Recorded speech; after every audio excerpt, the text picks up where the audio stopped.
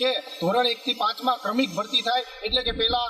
11-12, ત્યારબાદ 9 થી 10, ત્યારબાદ 6 થી 8 અને છેલ્લે 1 થી 5ની ભરતી થાય. અને બીજો મુદ્દો અમારો કે હાલ જે SC OBC ની સીટો ઓછી ફાળવેલી છે, તો એ સીટો અમને રોસ્ટર પ્રમાણે અમને સેટિંગ કરી આપે અને અમારી પૂરેપૂરી સીટો આપે. અને જો આ જે ભરતી પ્રક્રિયા ચાલુ છે એમાં 7,500ની જે ભરતી પ્રક્રિયા છે એ સંપૂર્ણપણે